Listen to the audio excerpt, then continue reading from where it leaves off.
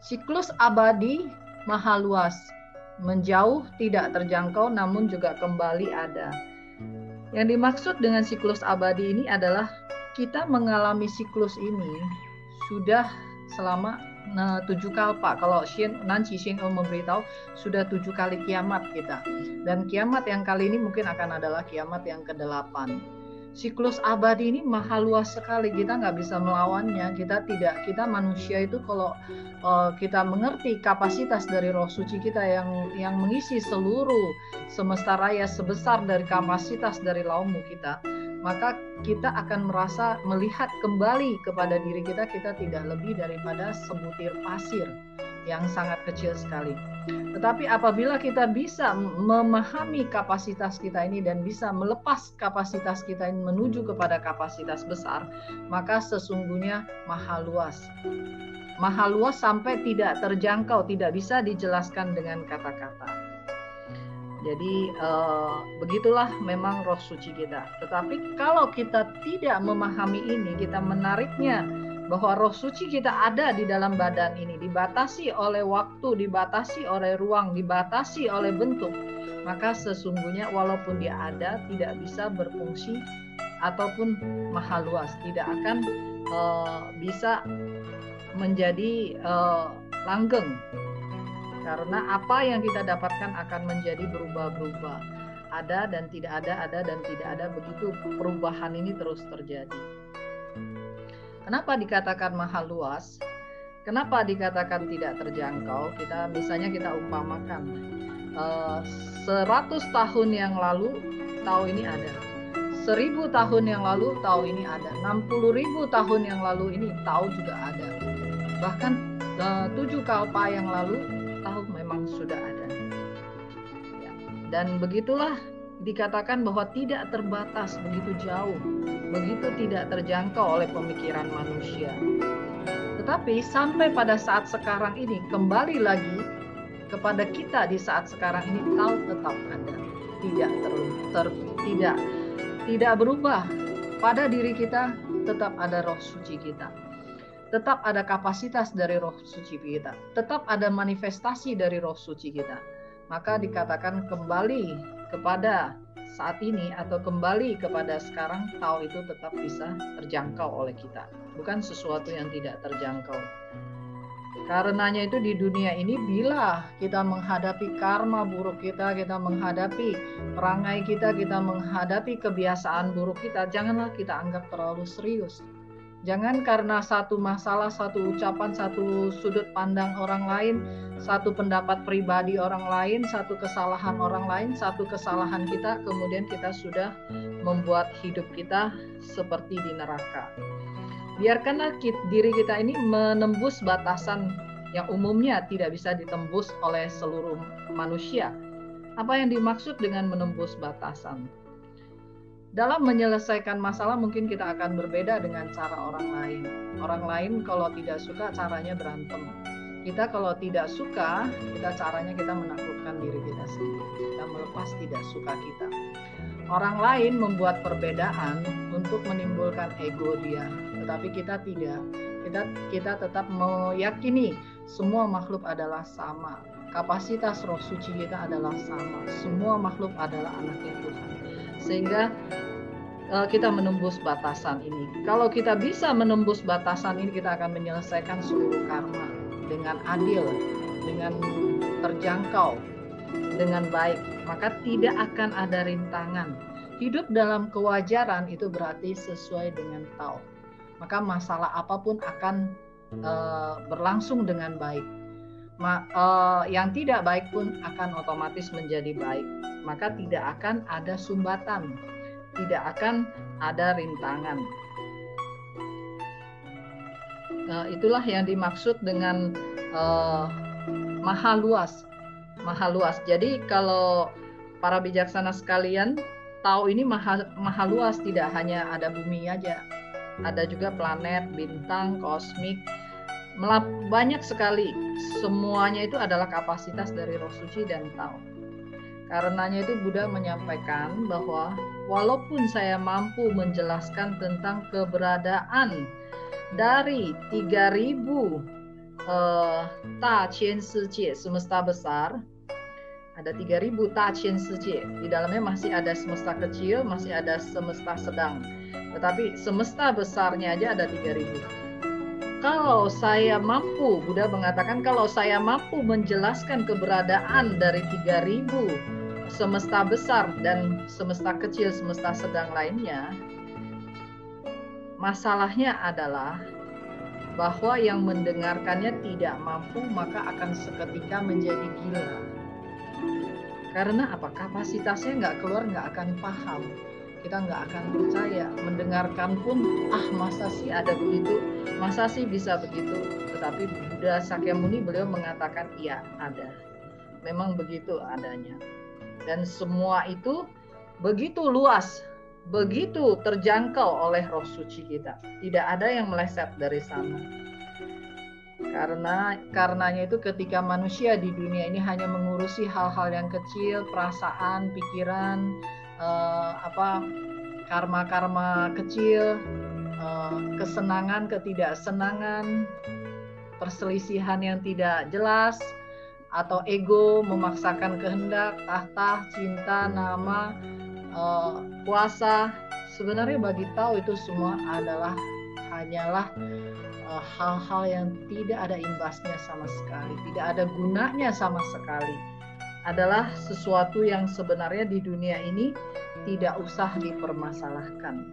Baik, bagi kita pada saat sekarang ini sudah Ciu Tao, kita kembali fokus pada akarnya, fokus pada pintu suci kita, memahami bahwa seluruh kejadian atau bentuk di semesta raya di kita ini sifatnya sementara dan merupakan hasil manifestasi dari Tao. Kita kembali kepada roh suci kita, berarti kita tidak kehilangan kapasitas. Apabila kita memahami ini, kemudian kita melepas hati hayal kita, kemudian kita bisa, yang palsu bisa dihilangkan, maka yang sejati otomatis muncul, otomatis timbul.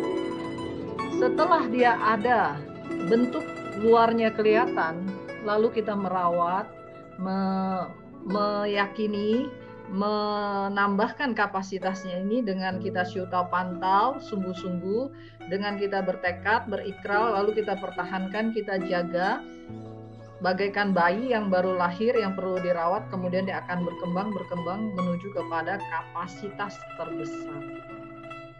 Jadi tidak ada yang bisa mentok kalau bersama dengan Tao. Yang bisa mentok itu karena melanggar Tao.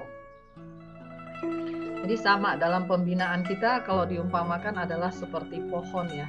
Pohon itu kalau akarnya tidak disiramin air, maka rantingnya juga akan melayu. Jadi begitu juga roh suci kita. Kalau dia sudah timbul, misalnya kita sudah kasih tahu diri kita, oh saya harus melepas, saya harus berusaha, saya harus berbuat amal, saya harus berbuat baik. Itu sudah kita lakukan seumur hidup kita, itu sudah timbul bentuknya. Lalu bagaimana kita memahami untuk membuatnya timbul secara keseluruhan kapasitasnya? Maka kita sesungguhnya setiap orang adalah Buddha. Setiap orang mempunyai Polo Miao Tsuhui, kearifan sempurna, yang bukan dipelajari di dunia, yang bukan merupakan kepintaran, yang tidak ada tui tai atau saling bertentangan. Dan otomatis kita setiap orang akan menghentikan sebab, karena juga tidak membuat lagi karma yang baru. Sadar dengan sesadar-sadarnya tidak akan menyebabkan karma yang baru. Maka masalah yang datang bisa diselesaikan dengan baik, bisa dihadapi dengan ikhlas. Dan masalah sudah berlalu, hati kita balik lagi kepada batin yang leluasa, batin yang tidak terikat, kepada kapasitas roh kita. Kalau bisa demikian, kita lakukan terus-menerus, sesungguhnya di dunia ini kita adalah Buddha. Kembali ke nirwana, kita juga akan mencapai kebudahan. Umumnya orang berpikir begitu, ya saya juga begitu, masalah datang saya hadapin, masalah sudah lalu ya saya lepas. Tetapi kalau tidak menggunakan roh suci kita tidak bersih lepasnya. Masalah datang kita hadapi, tapi dengan apa? Dengan menambah karma baru, dengan menambah perangai baru, dengan menambah kebencian, ketidaksukaan, menambah karma dan dosa-dosa baru. Kalau tidak menggunakan roh suci kita, sehingga tidak akan ada habis-habisnya. Tetapi kalau menggunakan roh suci kita tidak terikat kepada 3 hati, dan kita tidak terikat oleh 4 persepsi.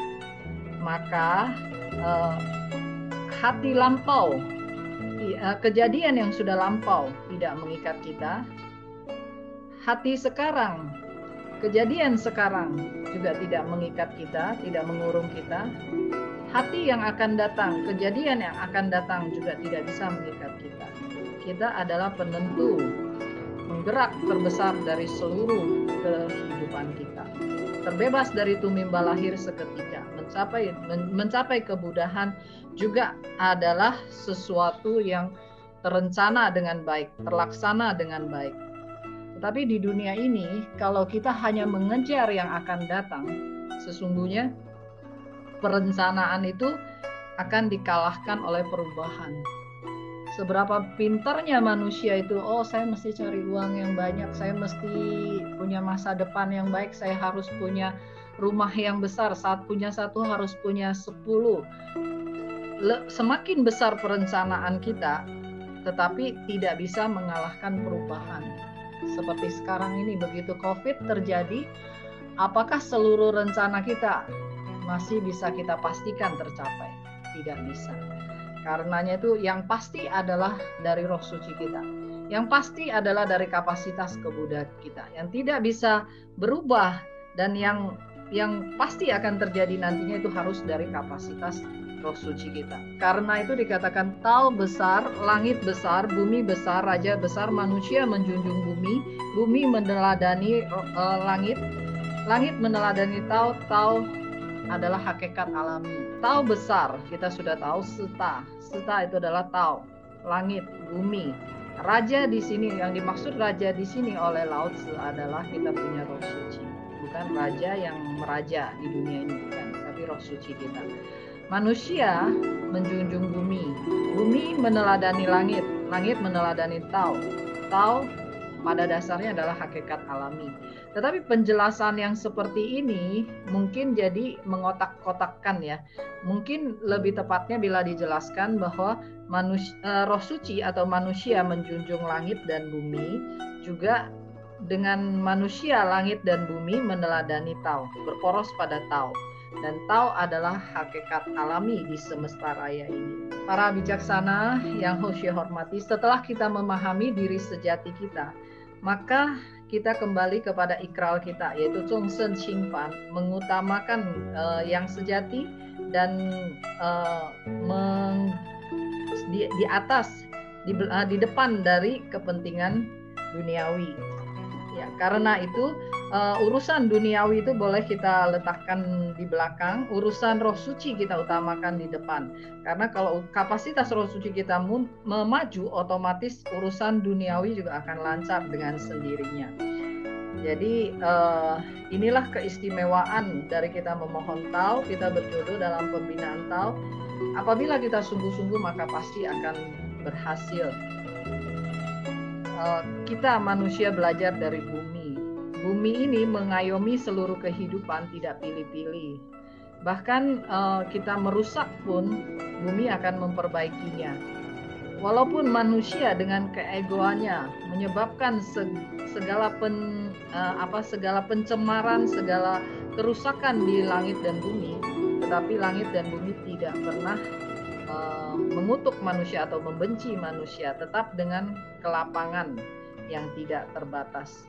Kita di dunia juga belajar bahwa seorang Shuto, kita tidak perlu membenci orang yang kita anggap tidak baik, belum baik, atau tidak benar.